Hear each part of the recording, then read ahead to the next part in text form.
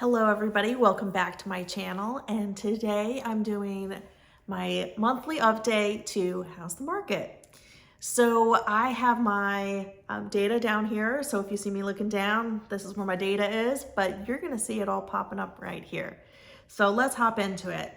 So this is my November 2022 edition, which looks at October's data. And first, let's look at this chart here, which is Washington, D.C. October stats, and it compares 2019, 2020, 2021, and 2022.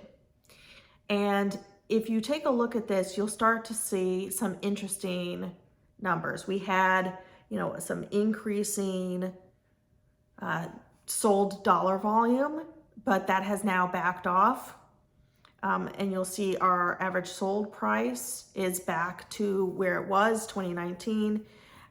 And we also have a slightly longer days on market, but we still have a pretty consistent amount of active listings, pretty similar amount, slightly less new listings, but then a lot less pending listings. So that's sort of a quick snapshot. Let's hop into looking at some of our inventory numbers a little more specifically, not just a general broad DC number here.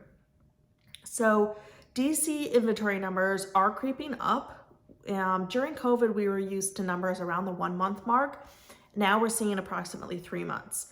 So remember that 6 months is a balanced market, but this is not the case across the board. So DC, we're looking at 3 months of inventory. If you say anything under $1 million, it's 3 months. But if you pop up to $1 million to $2 million, it's 2.24 months. And if you go over 2 million, it's 6.69 months. So definitely an increase from where we were in our COVID days, but also, as you can see, not a dramatic change. This is still technically a seller's market. If you pop down to the condo market in DC here, you can see things are very different. Under $1 million is 4 months, 1 to 2 million is almost 6 months, and over 2 million is 9 months. So we're seeing a much longer wait time here for DC condos. So definitely a much slower market in the DC condos. Now for some whiplash, let's head to Montgomery County. You'll see single families under $1 million, 1 month, 1 to 2 million, 1.38 months, and then over 2 million, 4.88 months. So we're seeing a very hot market still in Montgomery County. Also take a look down at the condo numbers and you'll see it's sort of a similar, anything under $1 million, very similar hot market. Quickly just turning to PG County, you'll see that we have sort of similar numbers. It's about 2 months. So not as hot as Montgomery County, but not as slow as DC. Arlington, we're at basically 2 months. Longer for condos, as you can see, over $1 million. Fairfax, we're having a very long amount of inventory for things over $2 million, but still pretty hot for the other months. And hopping down now through, you can see I'm pulling up the condos. There's Alexandria, Loudoun County, Fauquier. All of these are basically showing that similar kind of 2 months. So basically DC a little bit slower, and then the surrounding areas doing a little bit better. Okay, these are going to be some outdated numbers, but I'm just going to put up a general. This is my mortgage rates as of November 1st. Obviously, I'm filming this after November 1st, but you can see where we were at. We're looking at rates predicted to being around 5.4%. We're expecting this recession to be coming through the US next year, and so that's sort of our thoughts. Let's look at some of the factors that were playing into this. And obviously we have a lot to catch up to today, but let me just start talking about where we were, right? This How's the Market is about reviewing the changes that have been happening. Like, what did we see happen in October? Now that we're in November and we're looking back. So there's a lot happening in the market that's affecting mortgage rates right now. The Fed did increase the rates on November 2nd, another 3/4 of a point. The consumer price index only increased by 0.4%, which was a lot better than expected. And that annual number for inflation is down from 8.2% to 7.7%. And so in response to having better inflation numbers, CPI being more controlled, we are seeing an impact on 10-year treasuries, mortgage-backed securities, and that impacted interest rates. So we saw a big change, an improvement or a decrease in rates by 1 to 1.5%, depending on the loan product. So what we're seeing is mortgage rates appear to be going back to last spring's numbers. So as we see those numbers, if they continue to look stable, one of the things we're hoping to see after this holiday season is basically the spring market being what you would typically expect it to be. And when you think about that, think about the way it was in 2019, right? Life pre-COVID. It's our normal hot spring competitive market. It's just not that ridiculous seller market that we saw in COVID. All right, I don't want to get too financy, but I had this really fascinating webinar that I took part with the market with Dave Stevens, and it was really interesting, and he was making some points about how things tend to happen with finance in general, with recessions, recessions versus housing market recessions. And I think a lot of times now people hear recession or recession coming to the US and they think housing market recession because of what happened last time. And what we want to kind of look at here is we can have a recession without having a housing market recession. Those are not the same thing. So let's jump into this. This chart here, basically every period after quantitative tightening, we see a recession.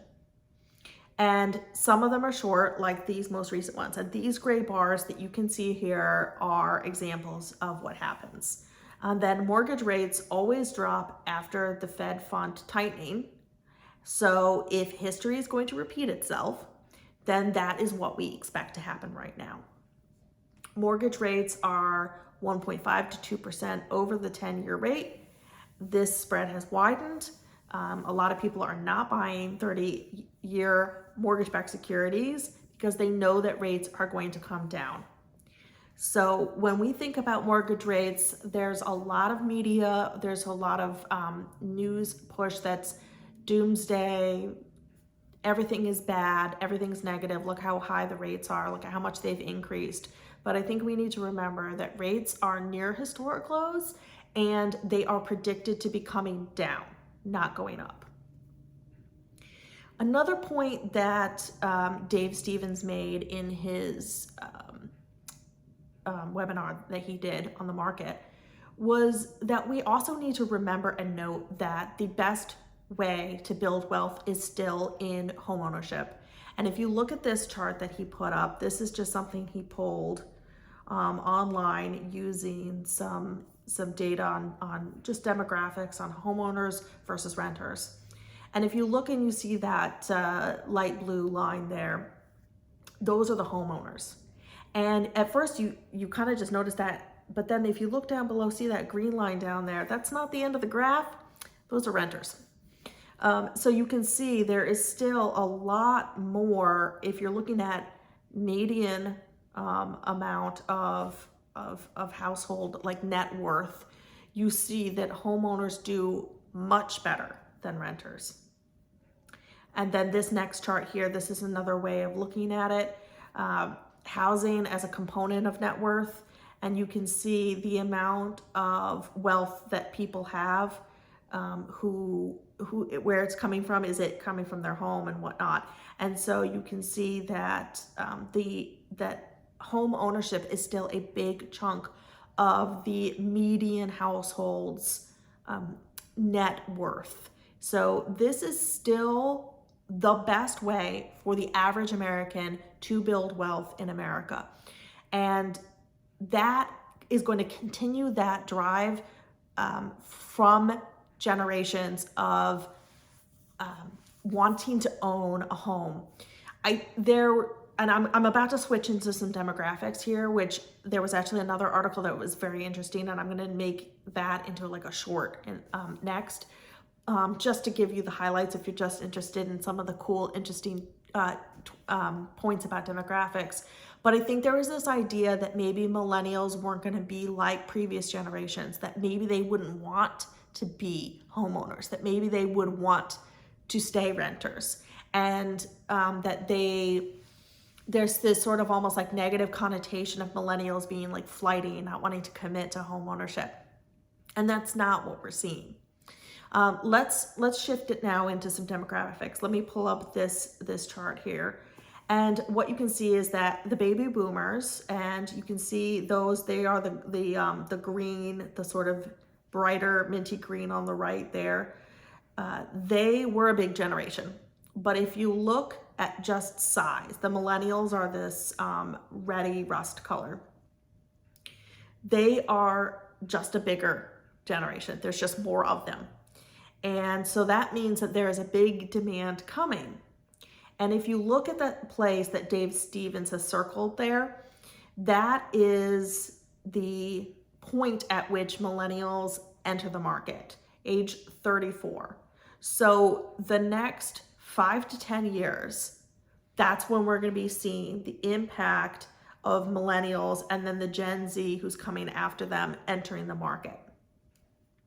If you look at this next chart, this is another way of looking at it, and you can see where he's highlighted in yellow to make it a little bit easier to see. The median age for moving out is 26. This is moving out of your parents' home. The median age for buying your first home is 34. So combining that with that previous chart here, you can see that this is where we are right on the cusp of all of that demand for home ownership. So in summary, sort of looking at just what we're seeing happening in the market, we have, let me scooch this back a little. So we have a sort of convergence of several things. We have mortgage rates, and then the way that media is reporting it, making it seem like things are really bad and oh my gosh, rates are so high.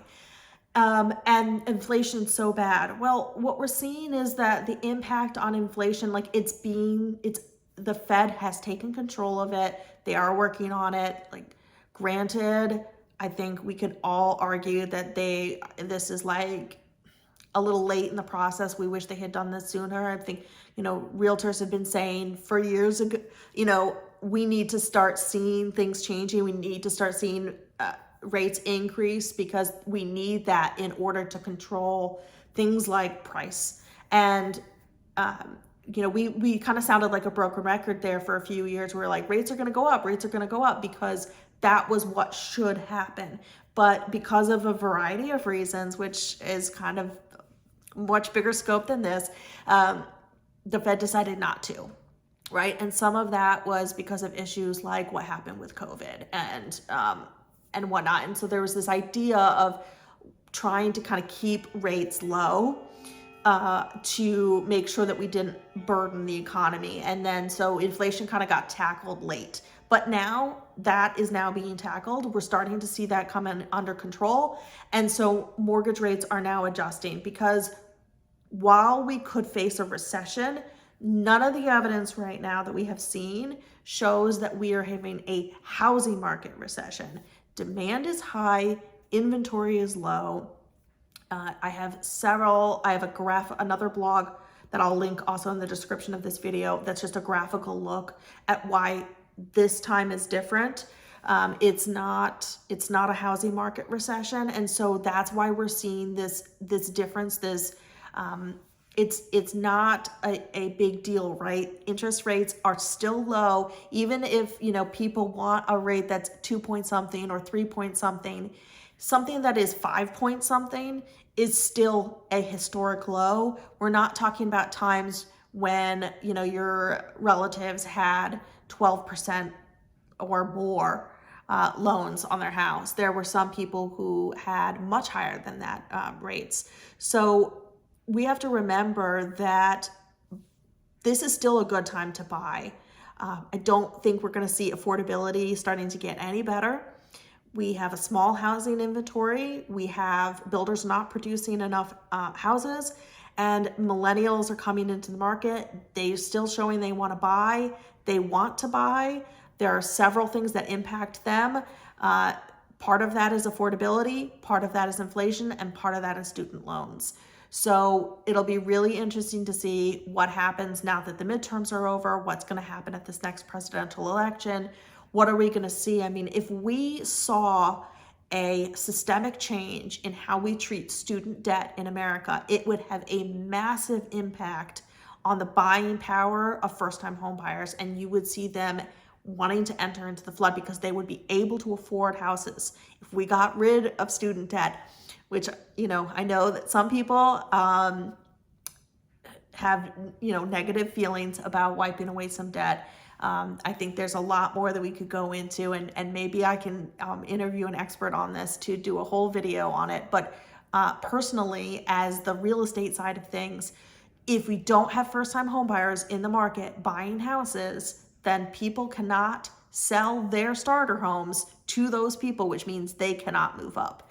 And so we need to have first-time home buyers entering the market. And if we make it harder and harder and harder for them to do that, it is going to impact the market, and then they're not going to be able to make purchases, and that impacts everybody. So basically, to sum up, if you want to buy a house, I think now is still a good time.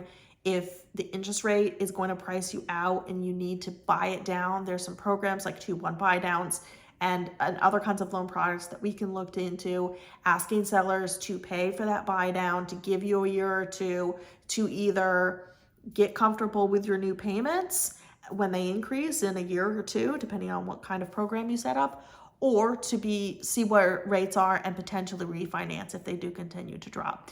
So there's a lot of ways that we can talk about that. If your reason for maybe not wanting to buy now is affordability or monthly rates, then I think you really need to get in touch with your realtor, with your lender, and talk about that, because there's a lot of things that impact affordability and how you can structure a deal.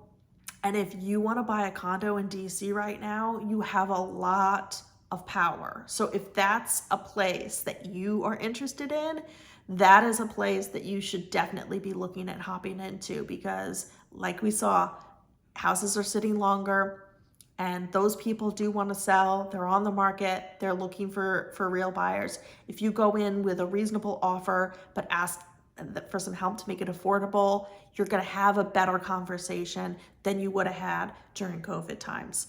So I hope that this How's the Market big picture has been helpful for seeing sort of like the trends of what we've seen, where we're going, and what we're going to be looking for. We're going to keep watching this. It'll be very interesting to see what happens this holiday season, because I think we're going to have a normal spring market, and I think rates are going to be good, and it's going to be buzzing around here like it always is. So hope that was helpful.